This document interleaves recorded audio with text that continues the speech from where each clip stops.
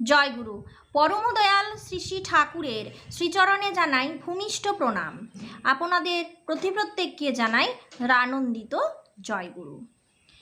আজ আমরা ইষ্ট প্রসঙ্গে আলোচনা করব চক্র ছবিকে নিয়ে।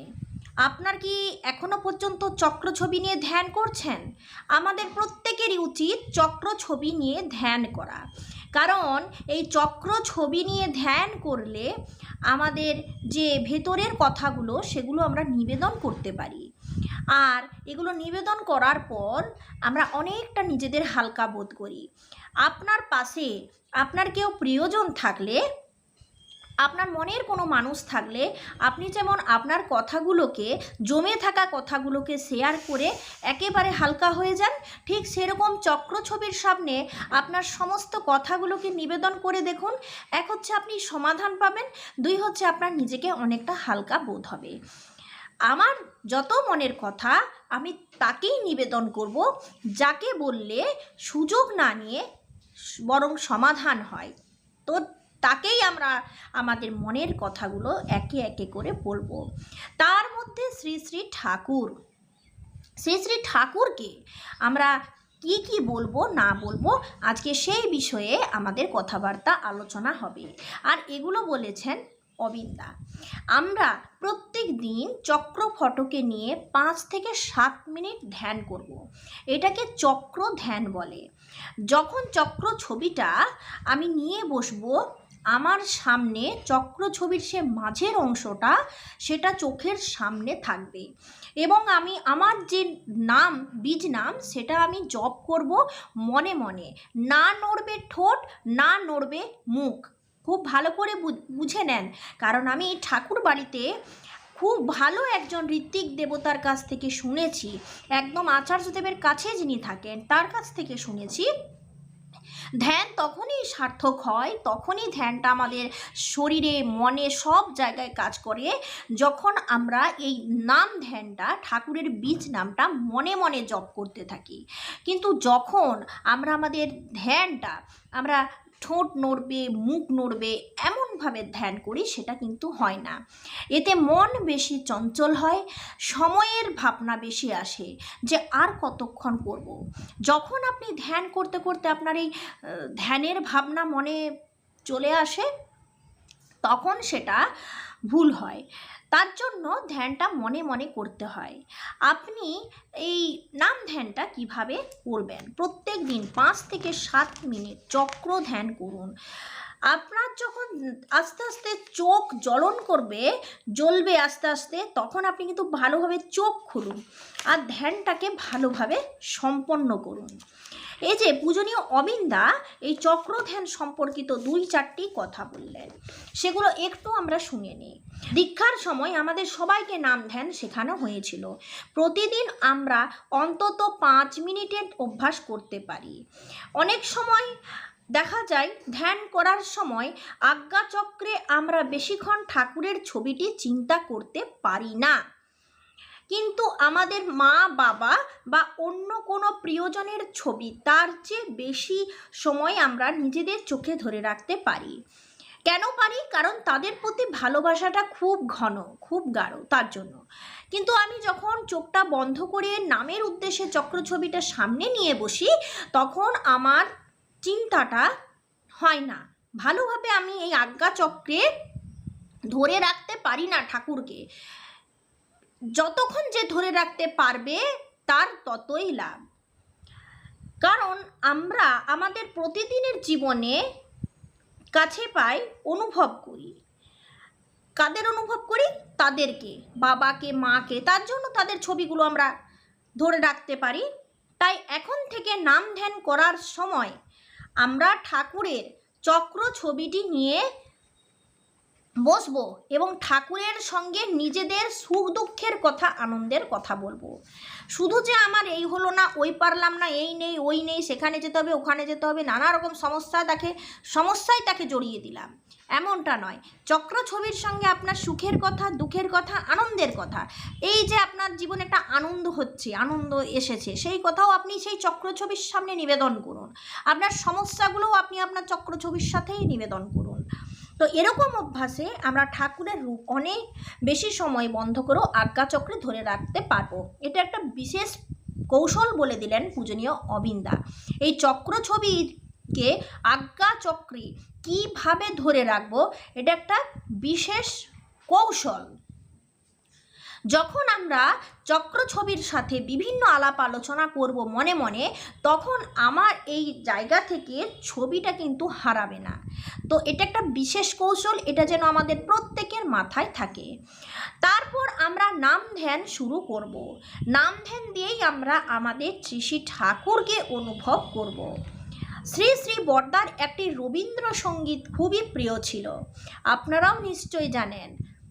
আমার মাথা নত করে দাও হে তোমার চরণ ধুলার তলে। গানটা খুব পছন্দের গান, আমিও শুনি। অর্থাৎ জীবনের সব অবস্থায় আমরা কিন্তু ঠাকুরের শ্রীচরণেই থাকব। শ্রী শ্রী বরদার একটি ঘটনা আছে। শ্রী শ্রী ঠাকুর একবার জনে জনে জিজ্ঞাসা করেছিলেন, আমি যে এত সব কথা বলছি সেগুলো কার জন্য? মানে ঠাকুর ভক্তমণ্ডলীর সামনে বসে আছেন, আর ঠাকুর প্রশ্ন করছেন, আমি যে এতগুলো কথা বলছি সেগুলো কিসের জন্য? তো কেউ উত্তর দিচ্ছেন বিশ্ব মানবতার জন্য, কেউ বলছিলেন জনকল্যাণের জন্য ইত্যাদি। তখন শ্রী শ্রী ঠাকুর বরদাকেও একই প্রশ্ন করলেন। তো বরদা উত্তর দিলেন, আগে আমার জন্য। মানে ঠাকুরের যত বাণী সব বরদার জন্য। বরদা এটাই বললেন। ঠাকুর কোনো নির্দিষ্ট ব্যক্তির জন্য আলাদা কোনো কিছু বলেননি, তার প্রত্যেকটি কথাই আমার জন্য। আমরা কেউ কাউকে পুরোপুরি পাল্টে দিতে পারি না, এমনকি নিজের সন্তানকেও পারি না। আপনার পেটের সন্তান, অথচ দেখবেন আপনার মতো তার আচার আচরণ নয়, সম্পূর্ণ আলাদা, এবং তাকে বলে দিয়ে তাকে ট্রেনিং দিয়েও আপনি কিন্তু আপনার মনের মতনটি করতে পারছেন না। তার জন্যই আমি আপনাদের বলছি, অবিন্দা আমাদের বলছে যে আমরা পুরোপুরি কাউকে চেঞ্জ করে দিতে পারি না, কিন্তু নিজের ভুলের গায়ে নিজে হাত দিতে পারি, নিজেকে নিজে সংশোধন করতে পারি। আমরা প্রত্যেকে যদি নিজেকে সংশোধন করি, তাহলে একদিন আমরা গোটা দুনিয়াটাকে পাল্টে দিতে পারবো। আরেকটি কথা, আপনারা সবাই নিজেদের সুবিধা মতো বছরে একবার দেওঘরে যাবেন। বাতাস সর্বত্র প্রবাহিত, আমরা প্রতি মুহূর্তে শ্বাস প্রশ্বাস গ্রহণ করছি, কিন্তু গরমকালে হাওয়া অনুভব করবার জন্য আমরা যেমন ফ্যান চালাই, ঠিক তেমনি ঈশ্বর সর্বত্রে বিরাজিত। তিনি আমাদের প্রত্যেকের হৃদয়ে আছেন, কিন্তু মাঝে মাঝে তাকে অনুভব করবার জন্য আমরা মন্দিরে যাই। অধিক গরমে যেমন এসি চালাই, তেমনি ঠাকুরকে আরও বেশি করে অনুভব করবার জন্য মাঝে মাঝে দেওঘর যেতে হয়, আচার্য সঙ্গ করতে হয়। এখনও পর্যন্ত গ্রামে গঞ্জে এমনও জায়গা আছে, এমনও সৎসঙ্গীরা আছেন যারা দীক্ষা নিয়েছেন, ইষ্টভীতি করছেন, কিন্তু তারা ঠাকুরবাড়ি কোথায় এবং ঠাকুরবাড়ি গেলে যে ঠাকুর দর্শন হয় সেখানে সেটা যে পুণ্যধাম, এটাই কেউ জানেন না। তো এক্ষেত্রে দোষী আমরাই, দায়ী আমরাই তাদের জানাইনি। আরেকটি কথা, বর্তমানের এই ব্যস্ততম যুগে যারাই আমরা চাকরি, ব্যবসা, পড়াশোনার সাথে যুক্ত, সপ্তাহে অন্তত একটি দিন আমরা রাখবো ঠাকুরের জন্য।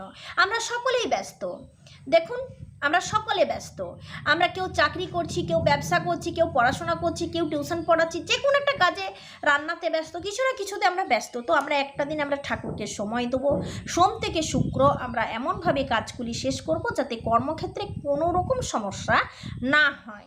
মায়েরা নিজেদের কাজ শেষ করে প্রতিদিন নিজেদের পারিপার্শ্বিক গুরু ভাইদের খবর রাখবেন, তাদের বাড়িতে যাবেন, তাদের সুখ দুঃখের খবর নেবেন। এই অভ্যাসটি আমরা সহজে করতে পারি। আমরা ঋত্বিকরা প্রচুর দীক্ষা অতীতেও দিয়েছি, ভবিষ্যতেও দেব। এই অসংখ্য মানুষের সঙ্গে সব সময় যোগাযোগ রাখা একজন ঋত্বিকের পক্ষে কখনোই সম্ভব নয়। তো পারস্পরিক যোগাযোগ ভাবের আদান প্রদানের কাজটি আমাদের সবাইকে মিলেই করতে হবে। সমস্ত ঋত্বিকদের হয়ে আমি আপনাদের বলছি, আপনারা সবাই ঠাকুরের যাজন করুন, একে অন্যকে সাহায্য সহযোগিতা করে চলতে থাকুন। সবাই ভালো থাকবেন, এটাই হচ্ছে ডিপি ওয়ার্ক, যেটা আমাদের ঠাকুরের ইচ্ছা। এগুলো অবিন্দা বললেন। তো এখন আমাদের যেটা করণীয়, যেটা প্রথম অবস্থায় বলছিলাম, নাম ধ্যান। আমরা চক্র ছবিটা ঠাকুর বাড়ি থেকে এনেছি, কিন্তু অনেকেই আমরা আছি, মানুন বা না মানুন, আমি ঠিক কথাই বলছি, চক্রপট অনেকের গুড়িয়ে রাখা আছে, ঠিকঠাকভাবে খোলা হয়নি, তাই তো? তো চক্রপটটাকে আমাদের খুলতে হবে। এবং নামধ্যান যতই প্র্যাকটিস হয়ে থাক না কেন, নামধ্যানে চক্র ছবিকে চাই। এটার একটা মানে এই নামধ্যান একটা বিশেষ গুণ আছে, সেটা আপনারা মানে আমি সেটা যা অনুভূতি করি এটা আমি আপনাদের এই ভিডিওতে সকলের সামনে বলতে পারবো না। এটা যখন আপনি করবেন তখন বুঝতে পারবেন। আপনার মনে মনে অনেক কথা আসবে, আপনার মনে মনে অনেক ভাব আসবে, আপনি না চাইলেও আপনার সাথে ভালো হবে, আপনার কাজগুলো এত সুন্দর সাজানো গোছানো হবে, মানুষ দেখে অবাক হয়ে যাবে। সকলের থেকে ভুল হলো আপনার থেকে হবে না। প্র্যাকটিস যতই থাক, আমি বলবো চক্র ছবিটা স্মরণ করুন, চক্র ছবিটার দিকে তাকিয়ে থাকুন, এতে করে আপনার লাভ হবে। ঠাকুর তো আমাদের বিশেষ রকমের কৌশল দিয়েছেন, তো এগুলো প্রত্যেকটি আমরা যদি ফলো করি এতে করে অনেকখানি লাভ হবে। ঠাকুরের ইচ্ছা ঠাকুরের ইচ্ছা ছাড়া গাছের পাতাটিও নড়ে না। তাই যেখানে যেভাবে ঠাকুর চেয়েছেন সেখানে তাই হয়েছে। কিন্তু আমার যোগটা ঠাকুরের সঙ্গে কেমন, আমার যোগটা ঠাকুরের সাথে কতটা, এটা আমি তার কাজ করলে বুঝতে পারবো। তিনি আমাদের ধরেই আছেন, তিনি আমাদের সব কিছু দিয়ে রেখেছেন, আমরাই তাকে ধরতে পারছি না। কখনো ধরছি কখনো ছাড়ছি। এই ধরা ছাড়াটা যেন না থাকে, রানিং রাখুন, কন্টিনিউ তার সঙ্গে যোগটা রাখুন, তাহলে তিনি কি বলছেন আপনি ঠিক শুনতে পাবেন। কিন্তু এই ধরা ছাড়া করতে থাকলে, সুখের সময় ধরা দুঃখের সময় ছাড়া, এটা যদি করতে থাকেন তাহলে তার কথাগুলো আপনি শুনতে পাবেন না। আমি আমার ঠাকুরের কথা ঠিক শুনতে পারি, আমি আমার ঠাকুরের কথা ঠিক বুঝতে পারি, তিনি না বললেও আমি শুনতে পাই, কারণ তার সঙ্গে আমার যোগ রয়েছে। একটা বাচ্চা যখন ছোট অবস্থায় ম্যাও ম্যাও করে কাঁদতে থাকে, তখন সেই বাচ্চাটা মুখে কোনো শব্দ জানে না, কিচ্ছু জানে না, মাও বলতে জানে না, অথচ বাচ্চাটা কি বলে মা ঠিক বুঝতে পারেন, কারণ মায়ের সঙ্গে তার যোগ রয়েছে। তাই ঠাকুর কি বলেন, ঠাকুর আওয়াজ না দিলেও, সাড়া না দিলেও, ঠাকুরের কোনো মুখে শব্দ না থাকলেও আমিও বুঝতে পারবো আমার ঠাকুর কি বলছেন, কারণ তার সঙ্গে আমার যোগ রয়েছে। তাই রানিং কন্টিনিউ চালাতে থাকুন, তার সাথে যোগ, ধরা ছাড়া করবেন না, তাহলে আপনি ঠকবেন। ঠাকুর কিন্তু সমস্ত উত্তর জানেন এবং সব পরিস্থিতিতে তিনি আপনাকে রাজি থাকতে বলেছেন। এই জন্যই তার সঙ্গে যোগ থাকলে ঠিক কৌশল আপনাকে তিনি ধরিয়ে দেবেন। ধরতে তারাই পারে যারা ঠাকুরের সঙ্গে যোগটা রাখে। আজ এই পর্যন্ত। আপনারা সকলে সুস্থ থাকুন, ভালো থাকুন। জয় গুরু।